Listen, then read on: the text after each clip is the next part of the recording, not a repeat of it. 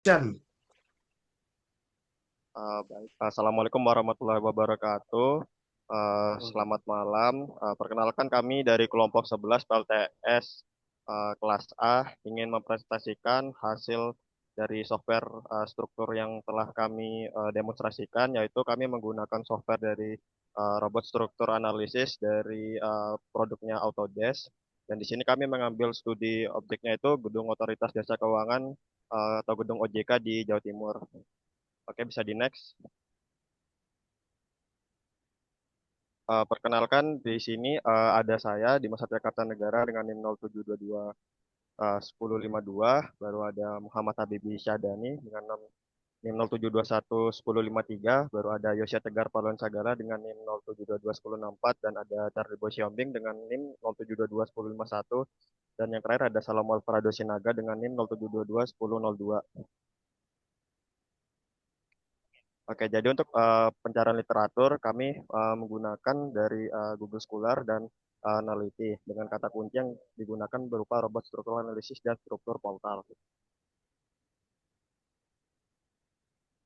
Oke, jadi di pendahuluan ini, jadi software yang kami gunakan yaitu Autodesk Robot Structural Analysis dengan alasan pemilihan yaitu dengan fitur analisisnya yang mampu melakukan perhitungan secara detail dengan menggunakan FEM atau Finite Element Method. Di mana di tahapan analisisnya itu dia pertama melakukan geometri dari strukturnya, misal ukuran dari balok, terus kolom, baru setelah itu masuk di pemberian material, mendivide material, dia masuk di beton ataupun baja, baru setelah itu penentuan untuk penampangnya, baru masuk ke pembebanannya, di mana di pembebanannya ada DL, dead load, baru ada live load, baru setelah itu akan didapatkan hasil analisa struktur. Dan untuk softwarenya ini kami menggunakan yang student version dan legal untuk digunakan. Oke, bisa di next. Eh, Oke, jadi untuk di metode numerik, jadi tujuan untuk penggunaan metodenya itu membantu eh, menghitung respon struktur terhadap beban dengan cepat dan akurat dan efisien. Dan ada tiga metode utama yang digunakan. Yang pertama adalah FEM atau Finite Element Method, di mana metode FEM ini uh, yaitu metode yang digunakan untuk membagi struktur menjadi elemen kecil yang fungsinya agar perhitungan menjadi lebih detail dan akurat. Terutama untuk struktur yang kompleks seperti plat, dinding, dan juga rangka tiga dimensi. Baru yang kedua adalah sparse matrix solver.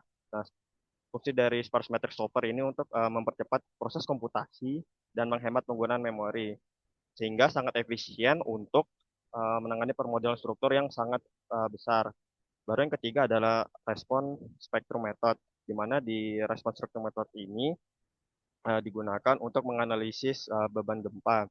Jadi metode ini merupakan metode yang digunakan untuk menghitung respon struktur berdasarkan dari metode keterbangunan yang akan memberikan hasil yang dinamis dan cepat sesuai dengan standar perencanaan modern. Oke, bisa di next. Untuk selanjutnya bisa dilanjutkan oleh Kak Habibi. Waktu dan tempat dipersilakan. Baik, selanjutnya yaitu pembahasan terkait kelebihan dan keterbatasan software. Dalam software ini, seperti yang sudah dijelaskan sebelumnya, fokusan pada aplikasi yang kami lakukan, yaitu pada software robot struktural analysis, itu menggunakan salah satu metode, yaitu metode berbasis finite element method atau FEM yang disingkat, juga memiliki karakter tersebut jika dibandingkan dengan software yang lain. Kemudian untuk yang pertama, kelebihan dari software ini, dia integrasi BIM yang baik dan pengoperasiannya lebih kompleks, di mana saat dia mengintegrasikan data dari Autodesk Revit hingga pertukaran model struktur secara otomatis, dia akan langsung bisa ke deploy masuk ke dalam aplikasi robot ini. Kemudian untuk yang kedua, analisis struktur dalam aplikasi ini yang kami lakukan itu dia menganalisa secara detail, tetapi juga membutuhkan spesifikasi yang cukup tinggi. Terus kemudian juga untuk pemodelan struktur yang ketiga, itu lebih fleksibel tapi kurang populer. Jadi saat kami mencari referensi atau sumber untuk tutorialnya sendiri, itu sangat minim karena juga ini software terbatasnya ya tadi dia detail tapi juga membutuhkan spesifikasi yang cukup tinggi dalam penggunaan aplikasinya. Kemudian juga untuk output analisis dari software ini cukup lengkap, tapi dokumentasi tadi saya bilang tutorial juga sedikit yang bisa menunjang kebutuhan kami. Tetapi output analisis yang lengkap seperti diagram gaya dalam, deformasi, dan model getar itu sangat membantu buat analisa uh, detail struktur. Mungkin bisa di next. Nah, ini tampilan awal pada software robot struktural analisis, di mana gambar satu ini menunjukkan antarmuka yang umum lah, yang terdapat pada software-software lainnya. Kemudian untuk gambar dua ini, nanti kan setelah proyek yang teman-teman pilih, entah apa building design, frame 2 dimensi atau 3 dimensi, ya setelah teman-teman pilih, nanti akan muncul tampilan jendela seperti ini, ya, atau ruang kerja yang nanti akan menjadi teman-teman gunakan untuk drawing. Bisa dilihat. Mungkin bisa dilanjut. Nah, ini langkah pertama dalam apa namanya penggunaan aplikasi juga. Kita harus punya preferensi preferensi di mana di sini terdapat uh, dialog John Preference yang merupakan tahap awal untuk menentukan parameter dasar desain seperti peraturan satuan metrik atau imperial. Kemudian juga yang digambar sebelah kanan itu pemilihan material beton, baja atau kayu, atau juga bisa pemilihan kode desain entah menurut standar ASL, Area Code, atau SNI. Dan pengaturan database profil baja dan baut. Bisa di next. Selanjutnya ini gambar properti material dan geometri elemen struktur, di mana terdapat 3 step atau 3 properti yang wajib kita ketahui, yaitu ada section, thickness, sama orthotropic. Di mana section itu dimensi penampan balok dan kolom, serta material yang digunakan, atau bisa bisa kita definisikan sebagai dimensi kebutuhan material. Kemudian untuk thickness itu terkait detail atau ketebalan elemen plat lantai atau slab dan dinding geser untuk aplikasi analisis VM tadi.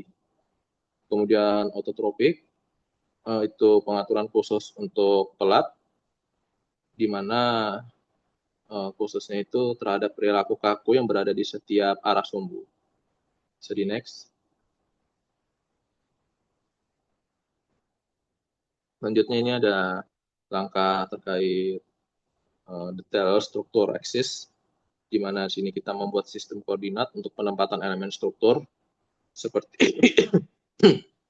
seperti jarak antar kolom pada sumbu X dan Y, elevasi lantai pada sumbu Z, dan penamaan label A, B, C atau 1, 2, 3. Umum ya, sama seperti yang biasa kita lakukan di Sutro. Oke, mungkin bisa dilanjutkan teman saya lagi yang selanjutnya.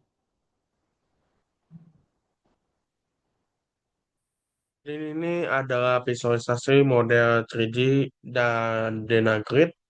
Jadi pada gambar ke-6 ini proses konstruksi ketua elemen struktur berdasarkan grid yang telah dibuat ini. Tapi ini integritas geometri diperiksa untuk memastikan setiap elemennya tersambung dengan benar atau not connection sebelum analisis. dijalankan. Lalu next.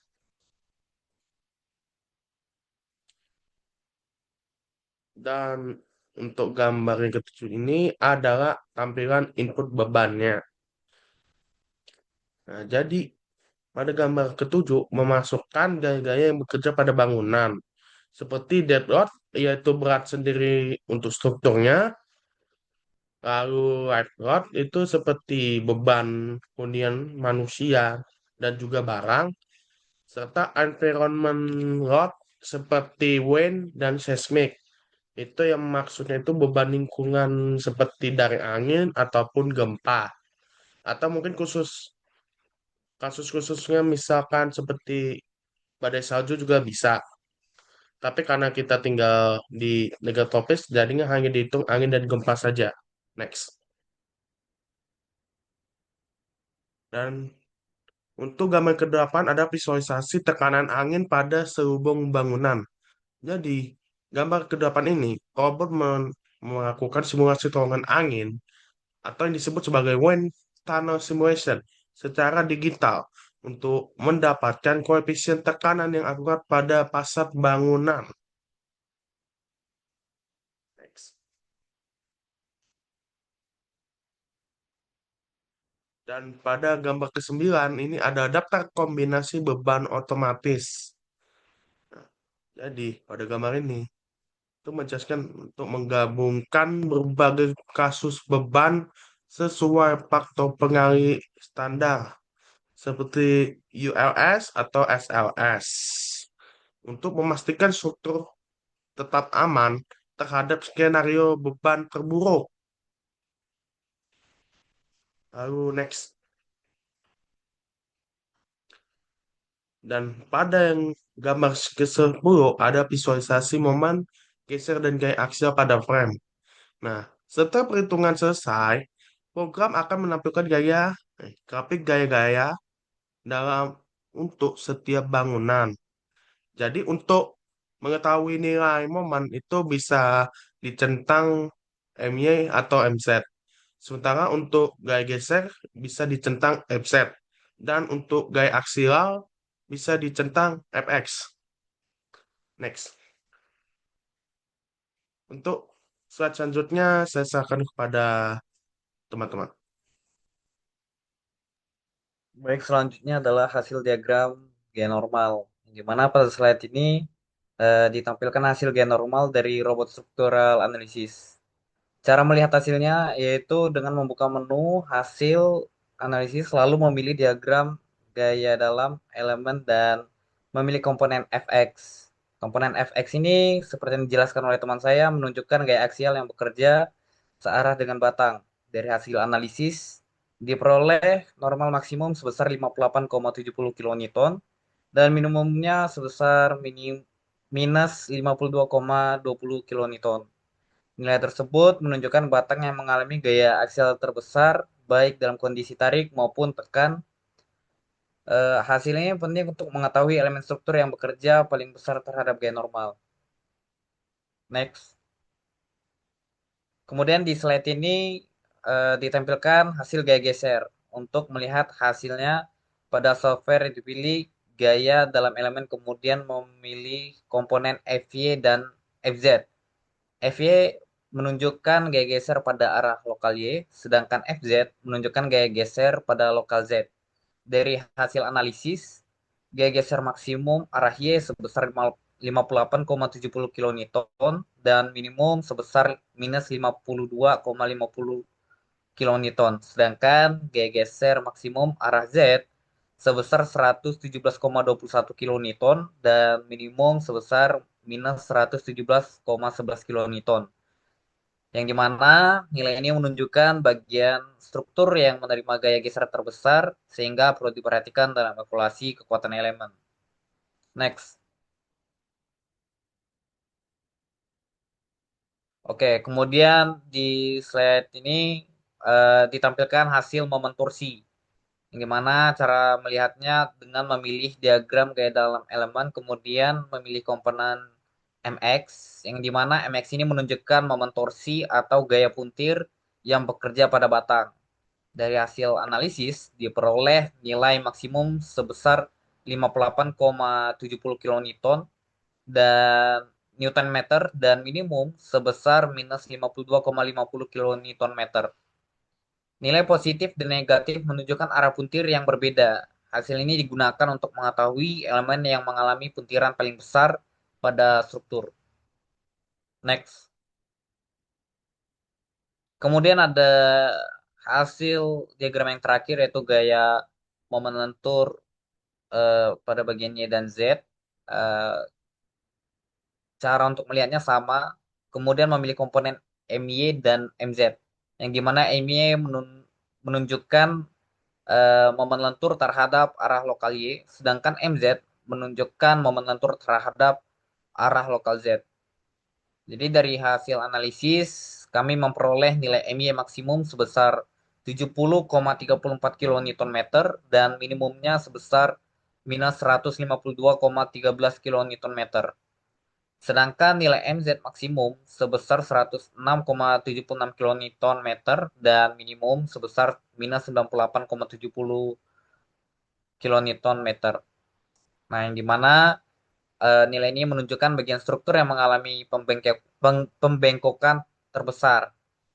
Elemen dengan nilai momen lentur paling besar menjadi bagian penting yang perlu diperhatikan dalam perencanaan struktur.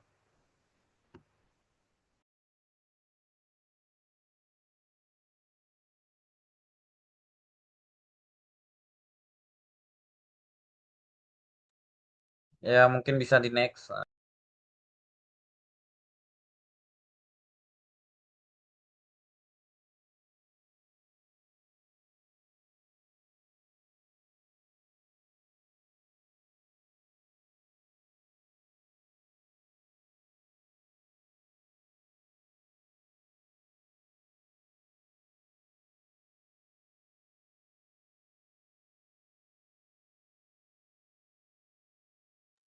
Oke, Mic-nya belum.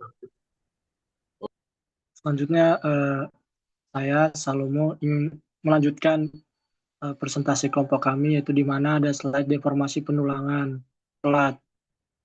Untuk gambar visualisasi kebutuhan luas tulangannya, berikut gambarnya, di mana gambar ini menampilkan distribusi kebutuhan baja tulangan tumpuan dan lapangan pada pelat lantai arah X dan arah Y. Lalu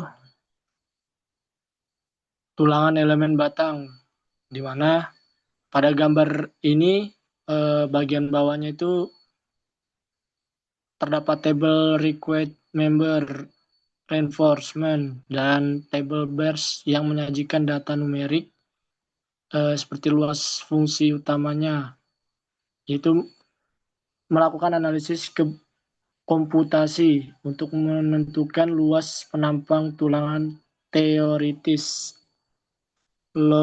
longitudinal dan transversal yang dibutuhkan oleh balok dan kolom beton bertulang berdasarkan parameter beban ultimate atau ULS dan hasil kalkulasi yang dinyatakan dalam besaran cm per persegi. Pada titik peninjau tertentu sepanjang batang yang menjadi acuan dasar sebelum menentukan jumlah dan diameter batang tulangan nyata. Seperti gambar yang ada pada gambar 12, perhitungan calculation according to AC untuk elemen linear, beam, kolom.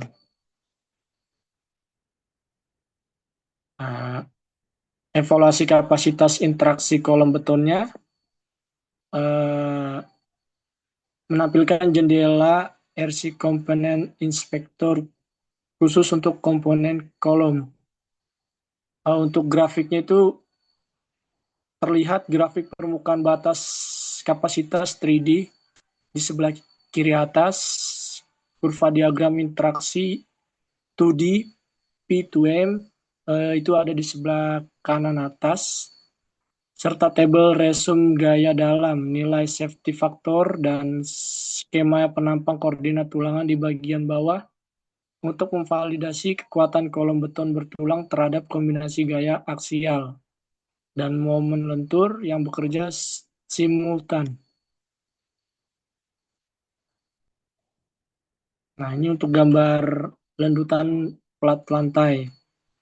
Gambar nomor 14 ini gambar dena kontur warna elemen plat pada kondisi lendut, di mana gambarnya ini gambar untuk mengontrol parameter batas layan, serviceability limit state berupa lendutan vertikal, yaitu arah sumbu Z pada elemen plat lantai akibat beban kerja jangka panjang. Kemudian gradasi warna ungunya yang pekat menandakan area kritis dengan lendutan terbesar yang umumnya berlokasi di pusat bentang beban, mid span. Berfungsi sebagai kontrol lintasan, berfungsi sebagai kontrol instan supaya lendutan tidak melampaui batas izin lendutan elastis. Mungkin sekian presentasi yang bisa kami tampilkan. Kurang lebihnya mohon maaf bila ada kesalahan kata. Terima kasih.